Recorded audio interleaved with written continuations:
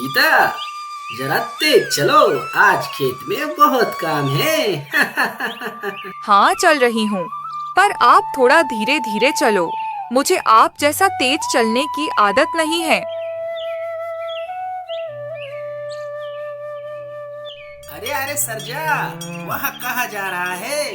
राजा, इसको तो दिखाना पड़ेगा, आजकल बहुत परेशान कर रहा है। ये एक, ये दो, ये तीन, ये चार।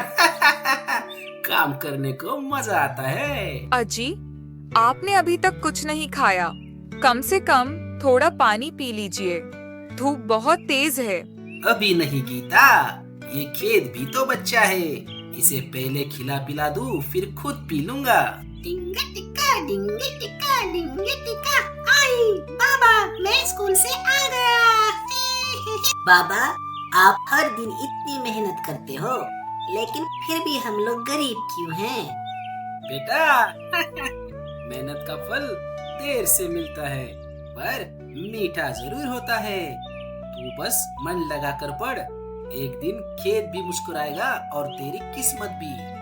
बाबा, बाबा रुको ना, मैं भी आज हल चलाऊंगा, मुझे चलाने दो ना। अरे ओ छोकरा, अभी तो तू किताबों में कलम चलाना सीख। हल तो बहुत भारी होता है। पर बाबा, आप जैसा बनना है मुझे। खेत जोतूंगा, फसल उगाऊंगा और फिर आपको चावल की बर्फी खिलाऊंगा। बेटा, एक दिन तू जरूर बड़ा होकर बहुत कुछ करेगा, पर आज तेरा हल किताब है और खेत तेरा स्कूल, समझे के नहीं? लेकिन बाबा, आप हमेशा खेत में रहते हो, कभी हमारे साथ घर में क्यों नहीं बैठते? क्योंकि बेटा, जब धरती माँ भूखी होती है तो मैं चैन से नहीं बैठ सकता।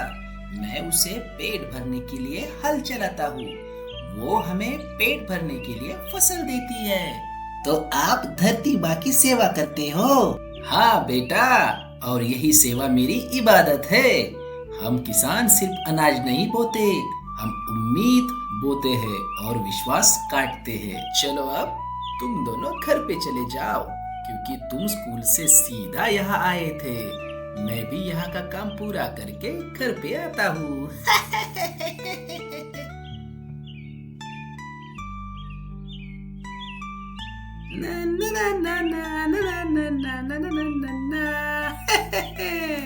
अरे ओ धनीराम, अरे ओ हल के शेर, अबे ओ मिट्टी के राजा। अरे हरिया, तू तो जिंदा है अभी।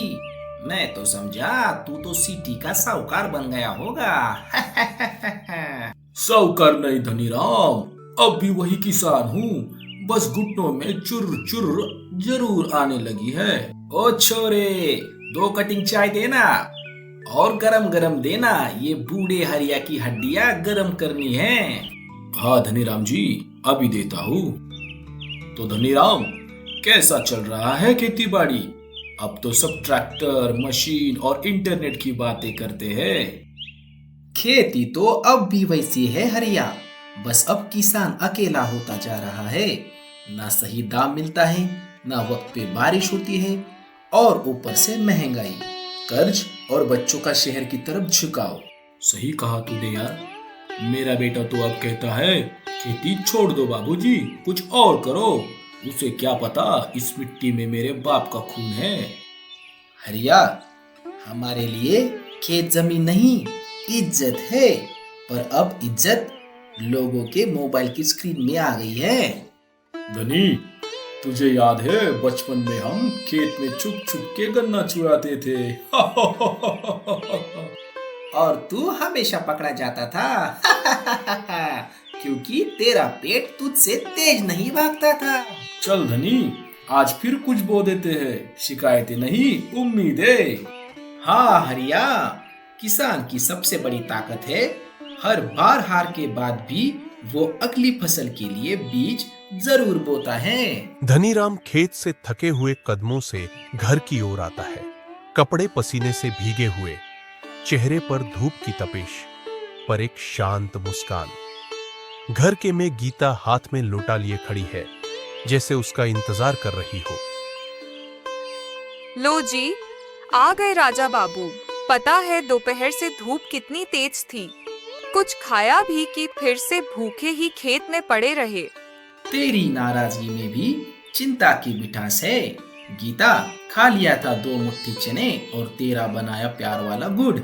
लो, पहले हाथ मुंह धो लो, फिर आओ, गरम गरम दाल रोटी तैयार है। अच्छा ठीक है।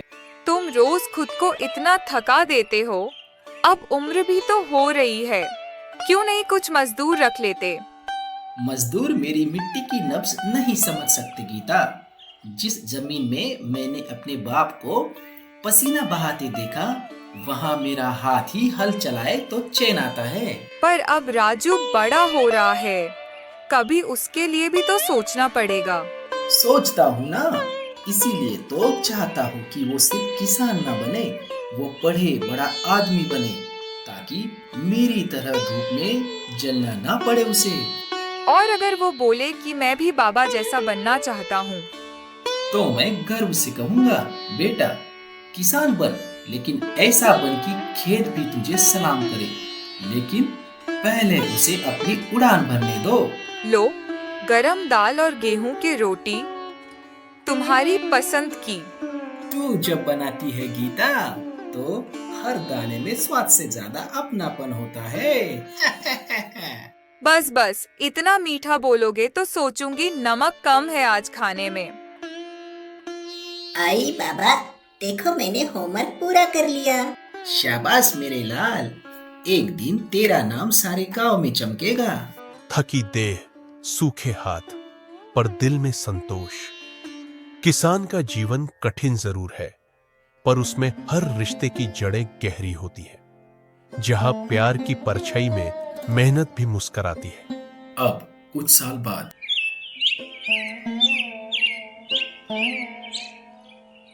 अरे गीता, लगता है राजू आ गया। मेरा बेटा तो अब पूरा बाबू बन गया है, बड़ा अफसर। तेरा सपना पूरा हो गया रे। आपके और बाबा के आशीर्वाद से ही तो सब हुआ माँ। खुश रहे बेटा, तेरी कामयाबी ने मेरी जिंदगी की सबसे बड़ी फसल दे दी। बाबा, अब बहुत हो गया, आप ये खेत छोड़ दीजिए। मैं अब कमा रहा हूँ। चलो शहर, आपके लिए बड़ा घर लेंगे, एसी लगेगा, नर्म बिस्तर होगा और अच्छा खाना भी मिलेगा। शहर तो तू बस गया बेटा, पर मैं तो इस मिट्टी में ही जड़ें जमा चुका हूँ।